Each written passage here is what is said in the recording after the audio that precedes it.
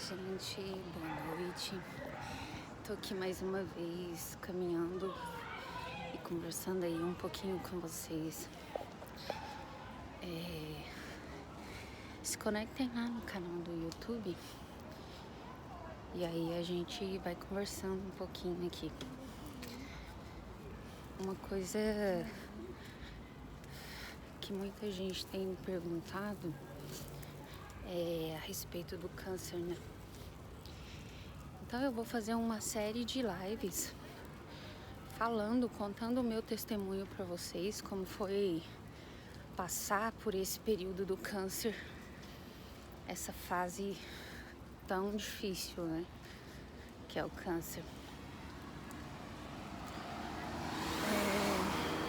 Uma coisa, desde o diagnóstico do câncer que sempre ficou assim latente na minha mente, é o seguinte, que tem um versículo bíblico que diz o seguinte: não morrereis, mas vivereis. Nem todas as enfermidades que nos acometem são por causa de um pecado, são por causa de algo de errado que você fez. Eu acredito que em todas as coisas Deus tem assim um propósito, né? Um deles foi eu ter o câncer. Mas como tudo na vida tem um propósito, eu acredito que esse câncer também tem um propósito. Muitas vezes a gente não entende os mistérios do Senhor, mas a gente vai levantando a cabeça e vivendo um dia de cada vez. Eu costumava dizer que a gente tinha que sonhar, pensar no futuro, pensar alto, pensar grande, correr atrás dos seus sonhos, dos seus objetivos, e acabava contagiando todo mundo que estava ao meu redor assim a procurar o seu melhor. Como professora universitária que sou, eu sempre usava uma frase meio clichê para os meus alunos, que é a seguinte: não seja bom, seja o melhor. O que você escolher para fazer na vida, isso também eu falo para os meus filhos, o que você escolher para fazer na vida, faça e seja o melhor. Se você quer ser um cabeleireiro, faça e seja o melhor.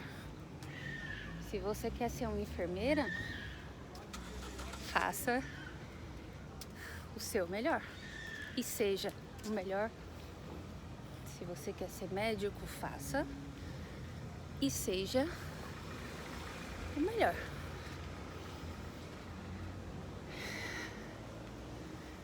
Muitas vezes a gente se depara buscando coisas terrenas, coisas passageiras, coisas que passam. E eu digo com toda certeza que não existe uma pessoa que saia do câncer e continua com a mesma mentalidade. Continuo, sim, dizendo aí pra vocês, procurar fazer o seu melhor em tudo que você for fazer. Mas em vez de ficar assim sonhando as coisas lá no futuro, como será, como vai ser, por quê, pra quê, como, quando, onde, pense no agora. Viva o momento. Nós passamos por fases na vida que,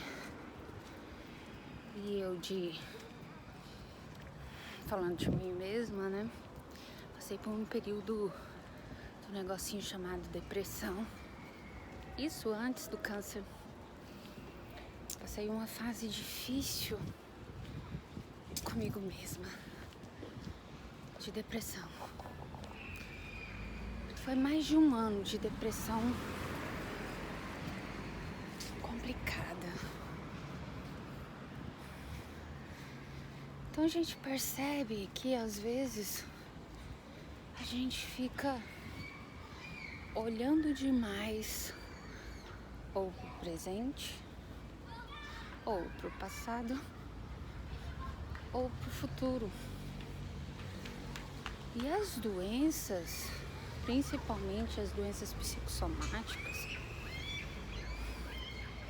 elas vêm dessas preocupações, ou que seja ansiedade, que é excesso do futuro, ou que seja depressão, que é excesso do passado.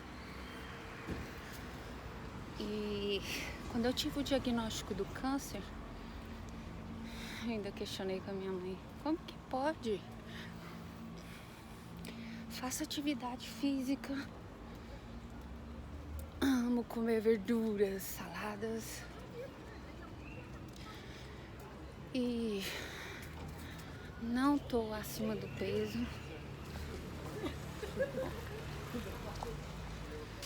Já tem um tempo que eu não tô acima do peso. E como que o câncer veio assim? Porque a maioria das pessoas, e até mesmo da literatura, quando você vai ler, vai estudar, está descrito na literatura que o câncer, ele pode ser por fatores genéticos, o câncer ele pode ser por má alimentação, por falta de atividade física. Existem até alguns estudiosos, com nenhum artigo assim muito conclusivo, que dizem que o estado psicológico, a saúde mental em dias previne o câncer. E automaticamente, quando a gente adoece mentalmente, o nosso corpo ele fica mais propício a desencadear algumas patologias. E uma coisa eu sei falar pra você, que eu tive o diagnóstico do câncer durante um período de depressão.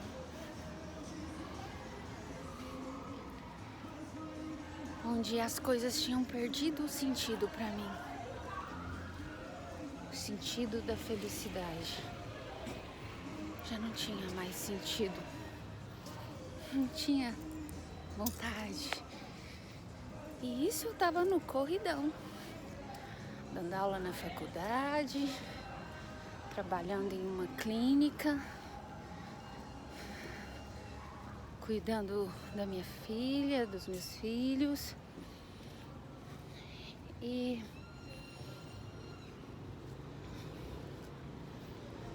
foi um momento em que tem duas alternativas.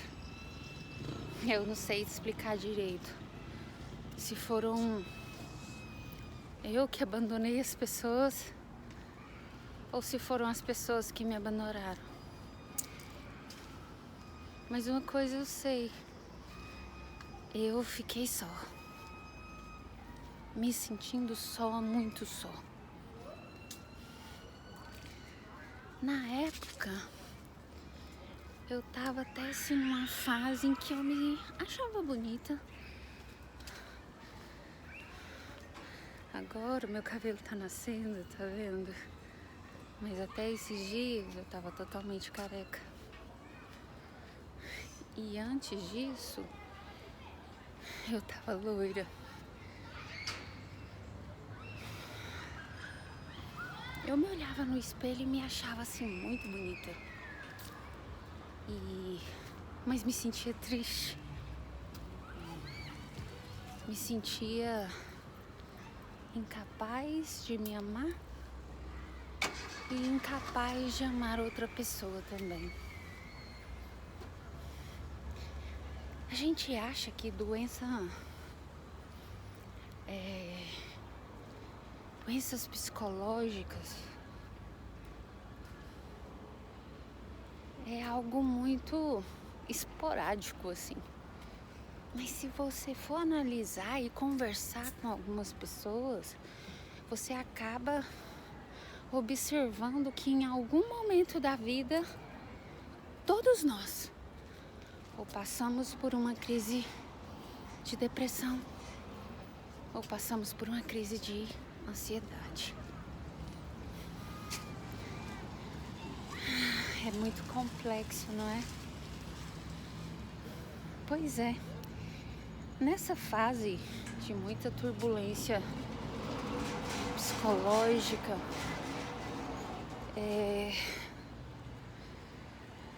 eu resolvi fazer um curso de coach. Na verdade, eu fui fazer um curso de coaching sem acreditar muito que ia funcionar. Só que esse curso de coaching,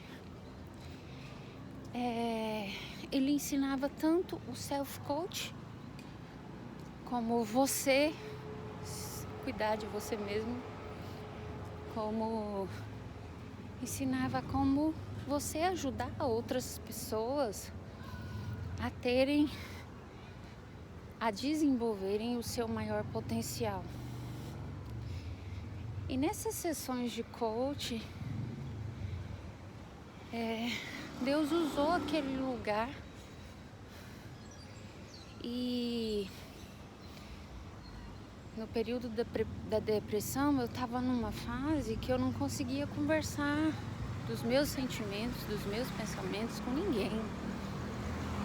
Literalmente com ninguém.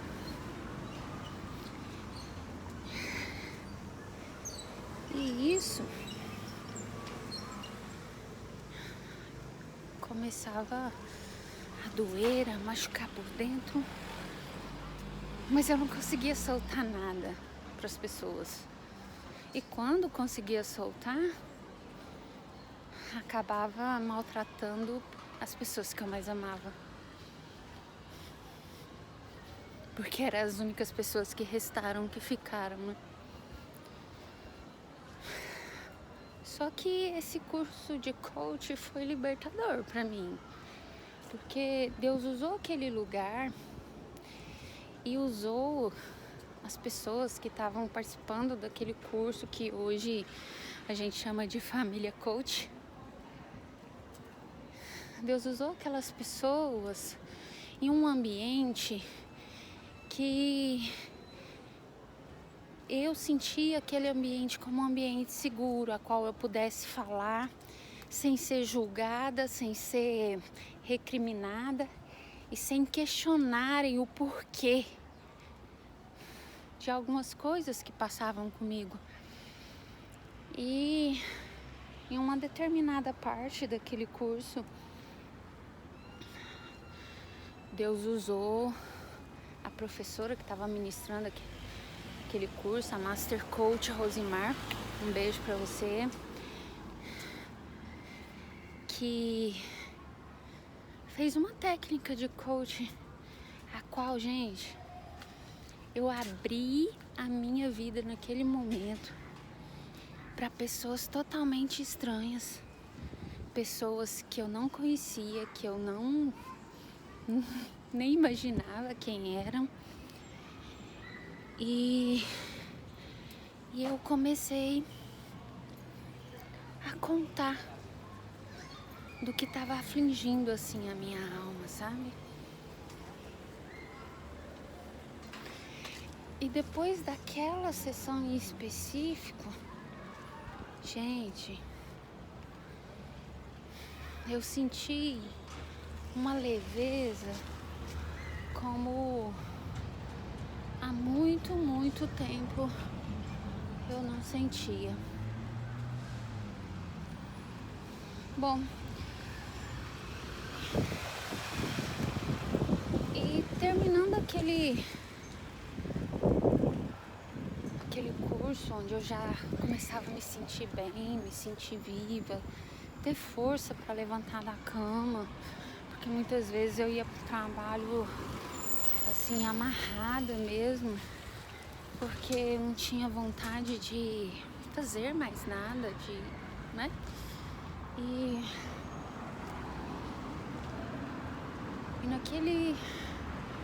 naquela fase que estava sendo uma fase muito boa,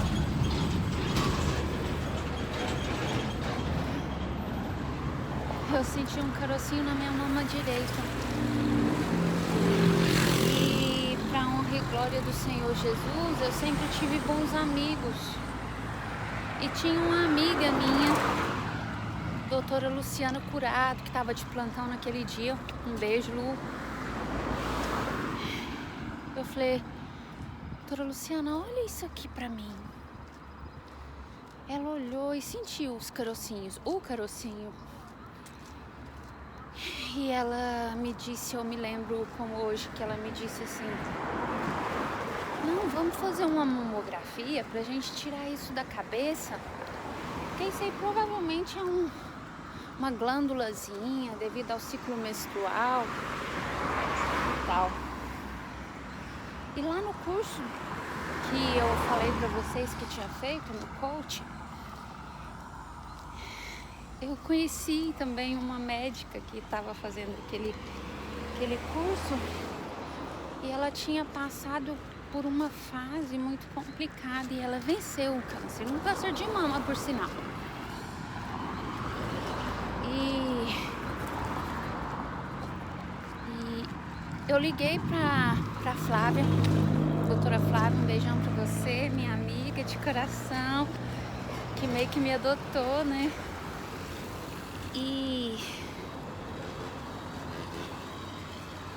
E a Flávia falou assim, não, vem aqui na minha clínica que eu vou fazer a sua tomografia. Que a doutora Luciana tinha passado os pedidos de exame para mamografia e para tomografia. E fiz a mamografia, deu lá, né? Os nódulozinhos. E aí a Flávia, quando fez a tomo, a gente descobriu que não era só um carocinho na mama. Eram 4 carocinhos. Só que 2 daqueles carocinhos, ele não tinha formação, não tinha formato de câncer.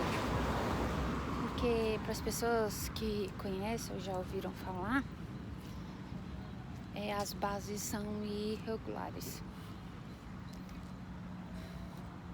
Pai do Senhor, tudo bem com o senhor? Tudo bem, a senhora? Bem. E não tinha. 2 não tinha formato e nem aspecto de ser algum tipo de câncer. Mas um dos carocinhos tinha o formato irregular. Não era simétrico, era irregular. E a Flávia me disse, é bom a gente levar para o mastologista. E como eu sabia que ela tinha passado por aquele processo também do câncer, eu falei, qual que é o seu mastologista? Aí ela, doutor Regis, que é meu médico até hoje. E eu fui no doutor Regis. Nós pagamos consulta particular porque ele não atendia o nosso plano de saúde na época. E comecei a fazer as investigações com ele do que era aquilo. E aí começou a saga dos exames e mais exames. exames de agulha fina, exames de agulha grossa, exames de biópsia, onde se teve o resultado para carcinoma ductal infiltrante, positivo para estrogênio, ou seja, câncer. E quando eu tive aquele diagnóstico,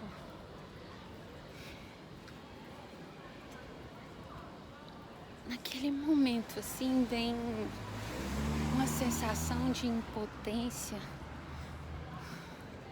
uma sensação de não saber o que vem pela frente. Por mais que eu seja enfermeira há muitos anos, e por mais que eu conhecia os processos de evolução da doença, evolução do tratamento,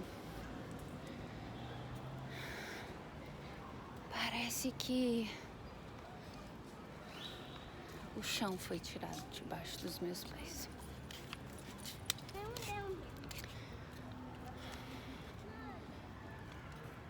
E aí, ao mesmo tempo que eu teoricamente sabia o que iria acontecer, os próximos passos,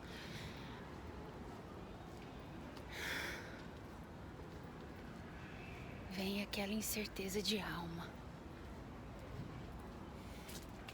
Mas Thelma, o que é essa incerteza de alma?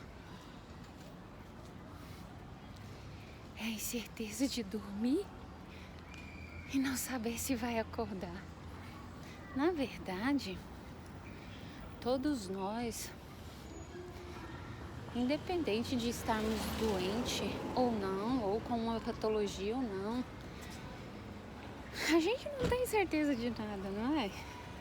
A gente não tem certeza do que vai vestir, do que vai comer, a gente não tem certeza se amanhã a gente acorda, se amanhã a gente levanta, a gente não sabe disso. A gente não sabe, eu tô aqui caminhando, tem um pequeno trânsito, a gente não sabe se vai cair, machucar e vai morrer. E aí vem o que eu costumo dizer, que a gente para de olhar para o passado, também para de olhar para o futuro e passa a viver o agora, sabe? O agora, porque a gente não sabe se vai acordar amanhã. E o tratamento de câncer, ele é um tratamento muito agressivo. Um tratamento que muitas vezes eu não sabia se era o tratamento que estava me matando, sabe? Às vezes eu achava que era o tratamento que estava me matando e não a doença propriamente dita. Mas quando eu tive então aquele diagnóstico do câncer, eu pensei, vai ficar muito puxado para mim pagar esse tratamento particular. Vou ter que fazer a continuação desse tratamento pelo plano de saúde que eu tinha. E infelizmente meu mastologista não atendia por aquele plano. E aí foi como se eu tivesse saído do particular, que é o propriamente dito, e tivesse ido pro SUS. Porque o meu médico, aquela pessoa a qual tinha me dado o diagnóstico, a qual eu tinha confiança, não atendia meu plano de saúde e eu não teria condições de fazer a cirurgia particular e os outros exames e quimioterapia, radioterapia, essas coisas todas, eu não conseguiria fazer com o meu médico. Sabe, eu não sei dizer pra você o que realmente se passava ali nos meus pensamentos. Eu sabia que em alguma coisa Deus tinha propósito nisso tudo. E duas coisas incríveis aconteceu e eu sou grata ao câncer por causa dessas duas bênçãos que aconteceu nesse período de câncer.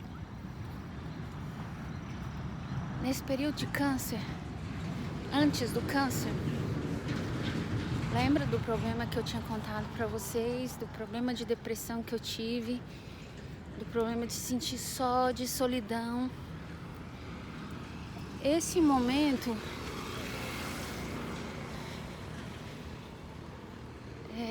eu sinto que foi mais pela ausência da minha mãe, que a gente teve algumas discussões muito feias e acabamos nos distanciando, e com meu filho mais velho. Então, eu fiquei mais de ano sem ter contato com a minha mãe, mas tinha contato com eles, porque eu acabava forçando esse contato, porque eu ia lá mesmo, eles querendo ou não, na casa da minha mãe, visto que o meu filho estava morando com ela.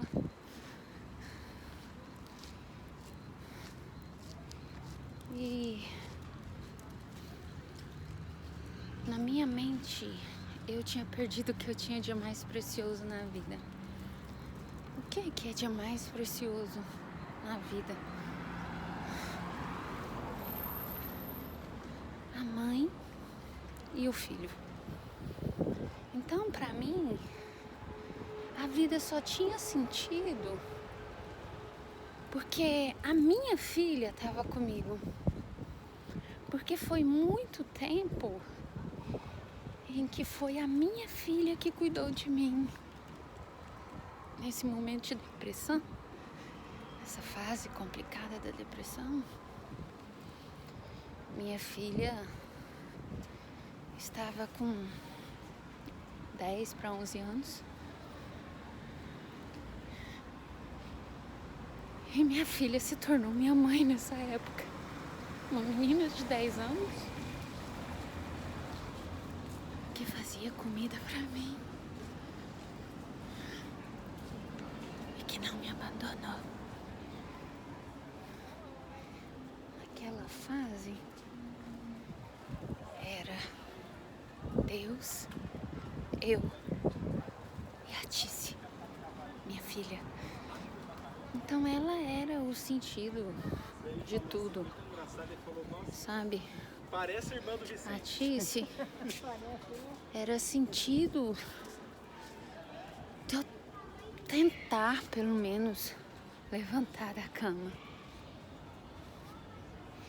E quando o câncer veio, já depois de passado pelo processo do coach, que eu creio que o coach foi uma forma de Deus me libertar daquela dor de alma. Quando surgiu o câncer, eu não sei o que Deus fez, eu só sei que Ele fez. Eu me reaproximei da minha mãe e do meu filho. Então, você pode me perguntar assim: mas Thelma, foi difícil o câncer? Chegou aquela fase em que você murmurou e perguntou pra Deus por que aquilo aconteceu? Eu vou te ser sincero, não. Não teve essa fase. Porque quando eu tive a minha mãe e meu filho de volta,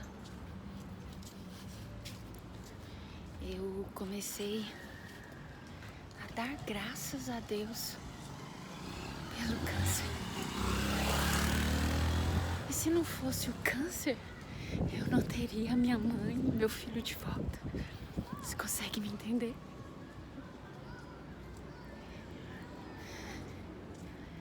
Com minha mãe e meu filho de volta,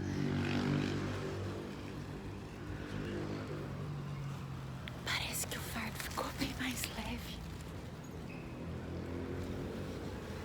Parece que eu tinha alguém. Parece que eu já tinha, assim, um valor de importância. Olha, gente, já tá escurecendo. Um valor de importância. E assim, a minha mãe, ela foi comigo em todas as quimioterapias, sem exceção, todas. Exceto uma vez que ela viajou no meio de semana e que não conseguiu passagem para poder ir comigo, mas ela tava ali.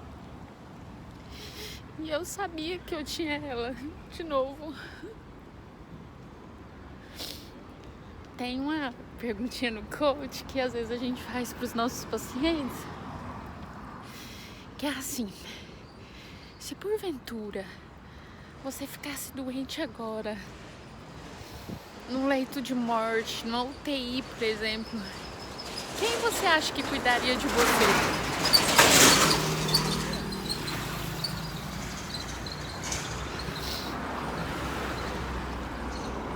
A minha mãe. Ela. Então, o câncer não me trouxe só coisas ruins, sabe? Quando eu sentia muita dor, porque cada fase do câncer é uma sensação diferente, é uma dor diferente, é algo diferente que o organismo apresenta. É a reação, as medicações de forma diferente.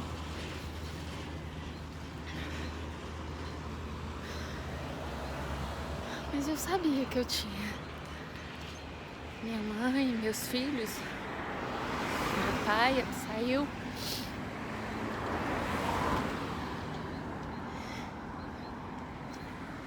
Eu tinha eles. E isso me dá forças para seguir até hoje, sabe? E voltando à história de como foi o câncer,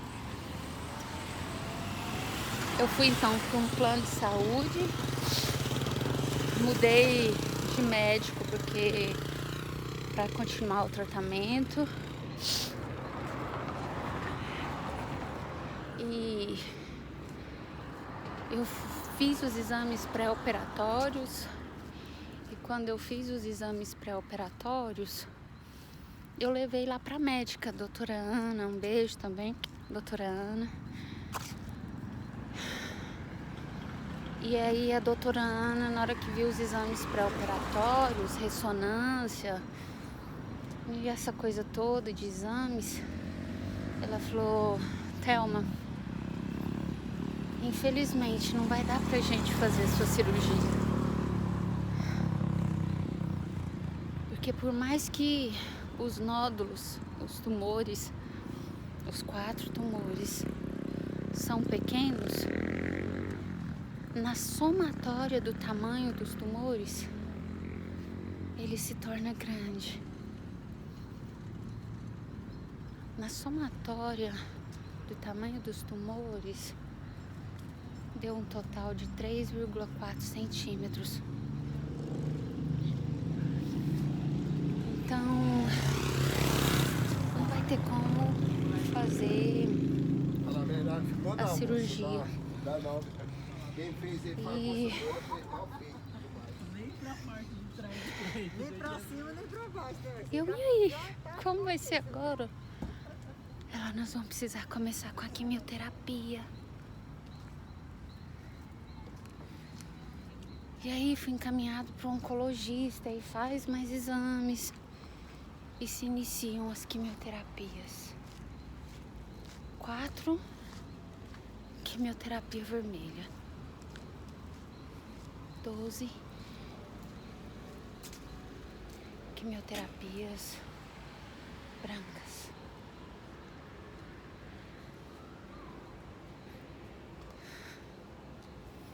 Nos primeiros 15 dias, meu cabelo que eu amava tanto, loira, começou a cair nos primeiros 15 dias.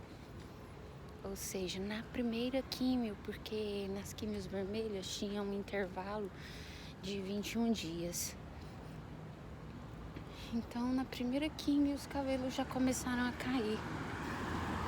E cair muito, sabe? Sabe aquele muito assim de olhar pro chão e não entender aquele tanto?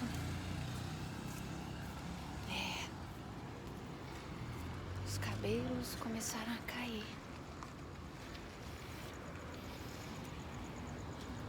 E aí, eu fui no salão e cortei o cabelo bem baixinho. Mas um baixinho maior do que o que tá agora. Bem maior do que o que tá agora. Segunda químio. Os cabelos caíram. E a casa, e caiu tanto assim que minha casa tirava assim, pazinha de cabelo. Cada vez que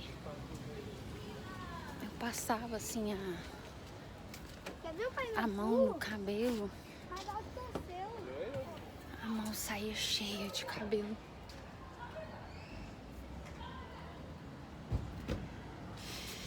E eu lembro do dia em que eu fui no salão e falei pra moça, pode rapar. Ela, você tem certeza? Eu falei, tenho. Porque eu não aguentava mais ver os cabelos caindo, sabe? E eu rapei a cabeça. E foram as químios. Diversos dias de fraqueza, de cansaço, de mal-estar. Sabe, quando você começa a dar valor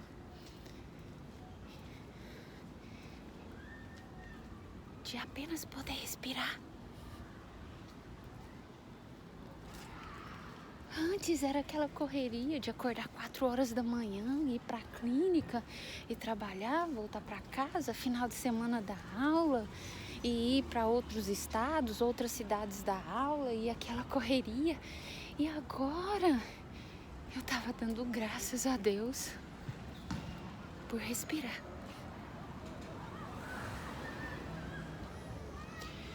Por poder levantar da cama, ir no banheiro, por conseguir escovar os dentes,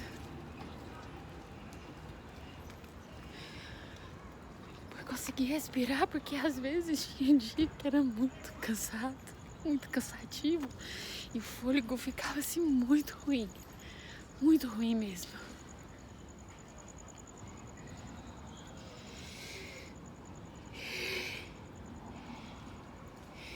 E às vezes tinha gente que me falava que você não sonha comigo. A gente tá pensando totalmente diferente. Realmente era totalmente diferente. Porque as pessoas que eu olhava em volta estavam se preocupando com a pandemia que estava chegando, com os empregos, com não trabalhar, e isso estava causando aquela aflição nas pessoas que me cercavam.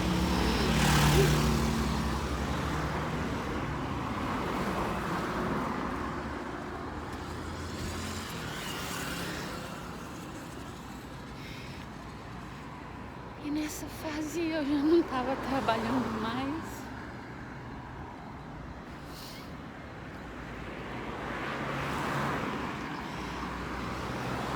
As quimioterapias, sabe?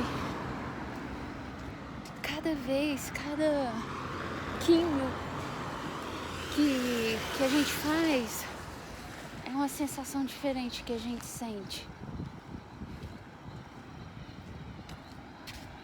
Alguns dias muito cansaço, muita fadiga, muita falta de ar.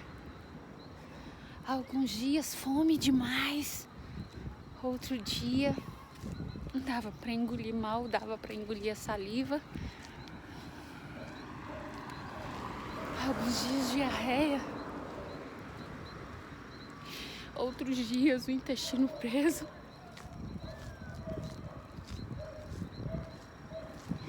Alguns dias coceira no corpo todo. Alguns dias feridas na cabeça de tanto prurido, de tanta coceira.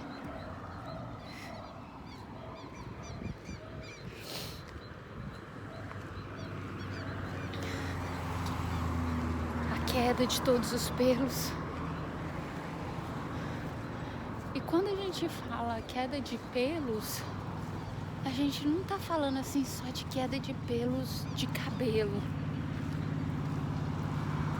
Cabelo, sobrancelha, cílios, axila, região pubiana, pernas, braços,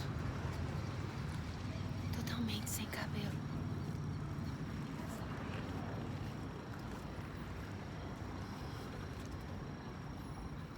E se olhar no espelho, tanto que é difícil.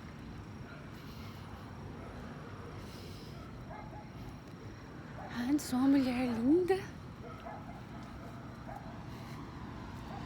que chamava atenção por onde quer que passava. E depois eu me olhava no espelho e já não me reconhecia mais. Sabe o que é não se reconhecer? Eu muitas vezes procurava não olhar no espelho.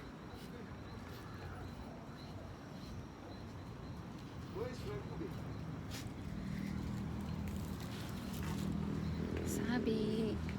E sem vontade de ficar conversando com as pessoas, porque naquele momento as pessoas queriam saber o que tinha acontecido, por que tinha acontecido. E às vezes eu tinha que ficar repetindo a mesma história toda hora, sabe? Ainda hoje tem pessoas que me ligam, me mandam mensagens. Prof, mas o que aconteceu? Minha amiga, o que aconteceu? Então assim, eu tô fazendo esse vídeo pra compartilhar com você que o meu médico oncologista me disse no início do tratamento. Ele me disse o seguinte: eu não posso te falar que você vai ficar curada e nem posso te falar que você não irá ficar curada. Porém, uma coisa que vai ser fundamental para sua cura é você manter a cabeça tranquila, a mente tranquila. E eu inculquei isso no meu coração.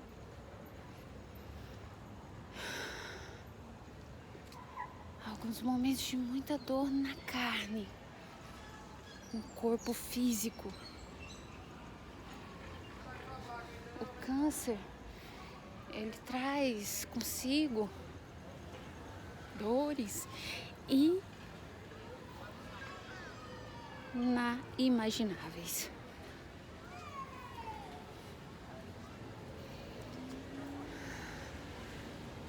Quando eu cuidava dos meus pacientes que tinham câncer no Araújo Jorge, por exemplo, a gente deduz o que é uma dor crônica. É aquela dor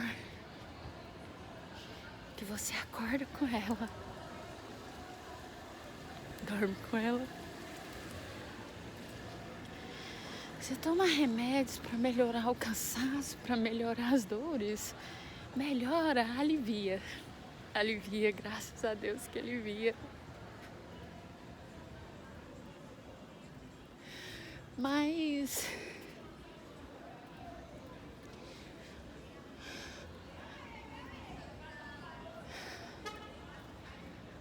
a dor, ela continua latente o tempo todo.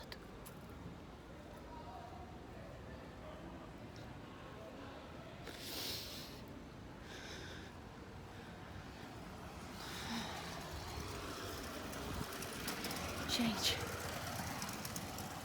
e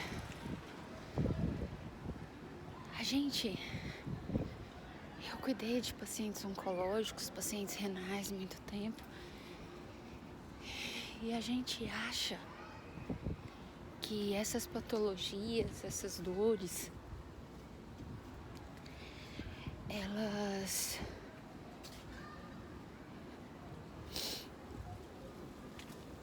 a gente acha que as pessoas que sentem essas dores, essas pessoas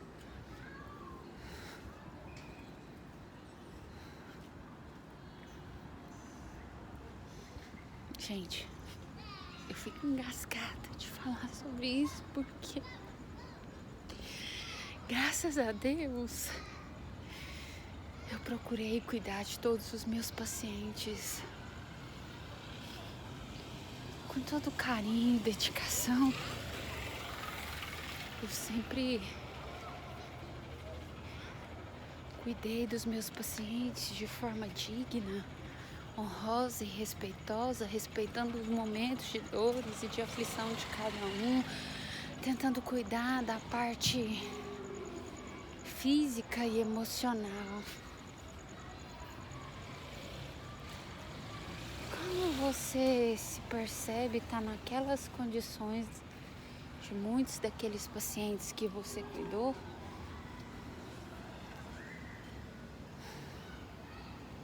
você fala: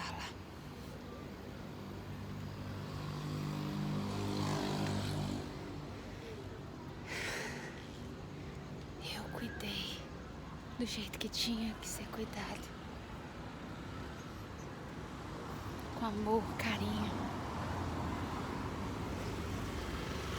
E quando a gente está do outro lado, a gente observa quão importante são os profissionais da área da saúde, técnicos de enfermagem, enfermeiros, médicos, como é importante olhar para aquele indivíduo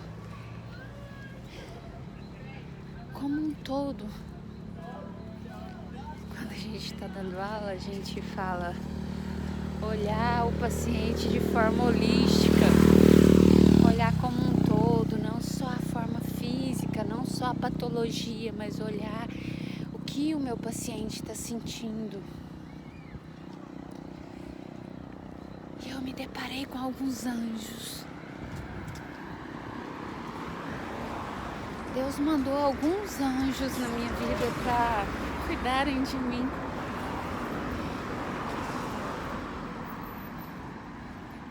Deus mandou pessoas que eu nem conheço até hoje, mas que foram um canal de bênção de Deus na minha vida. Tipo a Bruna, a Érica, a Bruna de São Paulo, a Érica do Rio de Janeiro. Eu não conheço nenhuma das duas. Beijo pra vocês, que foram fundamentais na minha luta aí contra o câncer. A Cristiane, que acompanhou minha quimioterapia toda, uma enfermeira maravilhosa, lá da unidade onde eu fiz o meu processo de quimioterapia endovenosa, e tantos outros. Você que é profissional da área da saúde, quando for cuidar dos seus pacientes, cuida como se fosse um parente seu. A empatia, carinho, respeito. Sei que muitas vezes é corrido e a gente tem muita coisa para fazer, principalmente na rede privada. Mas quem tá do lado de lá é alguém que precisa de você. Então cuida direitinho. A gente nunca sabe o dia de amanhã. Eu sou prova disso. Antes estava cuidando. Hoje estou sendo cuidada. Depois, nos próximos vídeos, eu vou falar um pouquinho pra você do final desse período de quimioterapia e processo de cirurgia, radioterapia, essa coisa toda. Não dá pra falar assim só num vídeo. Mas, para honra e glória do Senhor Jesus, as quimioterapias estão acontecendo ainda, mas depois eu vou explicar para vocês como que tá sendo esse processo de agora, tá bom? Beijo, gente. Nos próximos vídeos a gente vai estar completando aí esse testemunho.